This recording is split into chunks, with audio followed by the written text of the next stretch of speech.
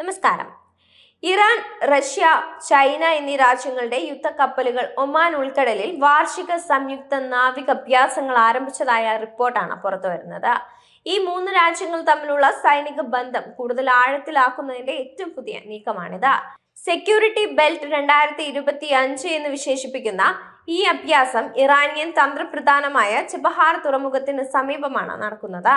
2019 ശേഷമുള്ള 5ാമത്തെ അഭ്യാസമാണിത്. കടൽ കൊള്ളയെ ചെറുക്കുന്നതിനും സമുദ്ര ആശയവിനിമയത്തിന്റെ സുരക്ഷ ഉറപ്പാക്കുന്നതിനുമാണ് ഈ അഭ്യാസങ്ങൾ ലക്ഷ്യമിടുന്നതെന്ന് റഷ്യൻ സൈനിക വൃത്തങ്ങൾ അറിയിച്ചിട്ടുണ്ട്. എന്നിരുന്നാലും ഈ അഭ്യാസങ്ങളുടെ സമയക്രമവും സ്വഭാവവും കൂടുതൽ ആഴത്തിലുള്ള ഒരു സന്ദേശമാണ് നൽകുന്നത്. അമേരിക്കൻ പ്രസിഡന്റ് ഡൊണാൾഡ് ട്രംപ് പരമ്പരാഗത പാശ്ചാത്യ സഖ്യങ്ങളെ തകർക്കുകയും ആഗോള സുരക്ഷയിൽ അമേരിക്കയുടെ പങ്ക് പുനർനിർവചിക്കുകയും ചെയ്യുന്ന സാഹചര്യത്തിലാണ് ഈ അഭ്യാസങ്ങൾ നടക്കുന്നതെന്നത് ശ്രദ്ധേയമാണ്. അമേരിക്ക തങ്ങളുടെ അന്താരാഷ്ട്ര പ്രതിബദ്ധതകൾ പുനഃക്രമീകരിക്കുന്ന സമയത്ത് ചൈന, റഷ്യ, ഇറാൻ എന്നിവർ അമേരിക്കൻ സ്വാധീനത്തിനെതിരായി തങ്ങളുടെ സൈനിക സഹകരണം വർദ്ധിപ്പിക്കാനാണ് ഈ സാഹചര്യം പ്രയോജനപ്പെടുത്തുന്നത്. സമുദ്ര ലക്ഷ്യങ്ങളിലേക്കുള്ള സിമുലേറ്റഡ് സ്ട്രൈക്കുകൾ, visit board search, seizure operation, search and rescue ഡ്രില്ലുകൾ എന്നിവ ഉൾപ്പെടെ നിരവധി സൈനിക അഭ്യാസങ്ങൾ ഈ ഡ്രില്ലുകളിൽ ഉൾപ്പെടുന്നുണ്ട്. 15 യുദ്ധക്കപ്പലുകൾ, സപ്പോർട്ട് വെസലുകൾ, ഗൺ ബോട്ടുകൾ, ഹെലികോപ്റ്ററുകൾ എന്നിവ ഈ അഭ്യാസത്തിൽ ഉൾപ്പെടുത്തിയിട്ടുണ്ടെന്ന് റഷ്യയുടെ പ്രതിരോധ മന്ത്രാലയം റിപ്പോർട്ട് ചെയ്തിട്ടുണ്ട്. ഈ അഭ്യാസങ്ങൾ പ്രാദേശിക സുരക്ഷയും സഹകരണവും ശക്തിപ്പെടുത്തുക എന്ന ലക്ഷ്യത്തോടെയുള്ളതാണെന്ന് പറയപ്പെടുന്നുണ്ടെങ്കിലും വിശകലന വിദഗ്ധർ അവയെ വ്യക്തമായ ഒരു ഭൗമരാഷ്ട്രീയ തന്ത്രമായിട്ടാണ് കാണുന്നത്. ഈ വർഷം ട്രംപിന്റെ വിദേശനയ മാറ്റങ്ങൾ, റഷ്യയോടുള്ള കൂടുതൽ അനുരഞ്ജന സമീപനം, ചൈനയ്ക്ക് മേൽ ചുമത്തിയ ഉയർന്ന താരിഫും അതുമായി ബന്ധപ്പെട്ട പിരിമുറുക്കങ്ങളും, ഇറാനെ ആണവായുധം വികസിപ്പിക്കുന്നതിൽ നിന്നും പിന്തിരിപ്പിക്കാൻ ശ്രമിക്കുന്നതും ഉപരോധങ്ങൾ ഏർപ്പെടുത്തുന്നതിനുമൊക്കെ ഇടയിലാണ് ഈ ത്രിരാഷ്ട്ര സഖ്യങ്ങളുടെ നാവികാഭ്യാസം നടക്കുന്നതെന്നത് എടുത്തു പറയേണ്ട കാര്യമാണ്. ചൈനയെ സംബന്ധിച്ചിടത്തോളം ട്രംപിന്റെ റഷ്യയുമായുള്ള ബന്ധം ഒരു വെല്ലുവിളിയും അതോടൊപ്പം ഒരു അവസരവുമാണ് നൽകുന്നത്. തന്ത്രപരമായ അവർക്ക് നേട്ടമുണ്ടാകാനും ഇതിലൂടെ സാധ്യതയുണ്ട്.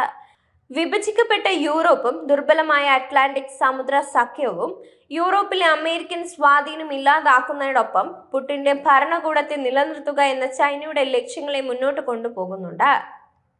അമേരിക്കയും ഇറാനും തമ്മിലുള്ള സംഘർഷം വർദ്ധിച്ചു വരുന്ന സാഹചര്യത്തിൽ നാവികാഭ്യാസത്തിന്റെ സമയം പ്രത്യേകിച്ചും ശ്രദ്ധേയമാണ്. അതേസമയം ഒമാൻ ഉൾക്കടൽ അഭ്യാസ സ്ഥലമായി തിരഞ്ഞെടുത്തത് യാദൃശികമായ കാര്യമല്ല. ഒരു റിപ്പോർട്ട് അനുസരിച്ച് ലോകത്തിലെ സമുദ്ര എണ്ണ വ്യാപാരത്തിന്റെ 25% കടന്നു പോകുന്ന ഹോർമസ് കടലിടുക്കിലേക്കുള്ള ഒരു നിർണായക കവാടമായി ഈ സമുദ്ര മേഖല പ്രവർത്തിക്കുന്നുണ്ട്. സമുദ്ര സുരക്ഷയ്ക്കുള്ള ഏതെങ്കിലും ഭീഷണികൾ നിരീക്ഷിക്കുന്നതിനായി ബഹ്റിൻ ആസ്ഥാനമായുള്ള അമേരിക്കയുടെ 5ാം കപ്പൽപ്പട ഈ മേഖലയിൽ ഗണ്യമായ നാവിക സാന്നിധ്യവും നിലനിർത്തുന്നുണ്ട്. ഈ സമുദ്രാർത്ഥികളിൽ സംയുക്തമായ അഭ്യാസങ്ങൾ നടത്തുന്നതിലൂടെ ചൈന, റഷ്യ, ഇറാൻ എന്നിവർ അമേരിക്കയ്ക്കും സഖ്യകക്ഷികൾക്കും വ്യക്തമായ ഒരു സൂചന നൽകുകയാണ്. അവരുടെ അഭ്യാസങ്ങൾ സൈനിക ശേഷിയുടെ പ്രകടനമായും ഈ രാജ്യങ്ങൾക്ക് സുപ്രധാനമായ ആഗോള വ്യാപാര പാതകളെ സ്വാധീനിക്കാൻ കഴിയുമെന്ന മുന്നറിയിപ്പാണ്. ഇതിൽ ഏറ്റവും കൂടുതൽ ഭയപ്പെടേണ്ടത് അമേരിക്കയാണ്.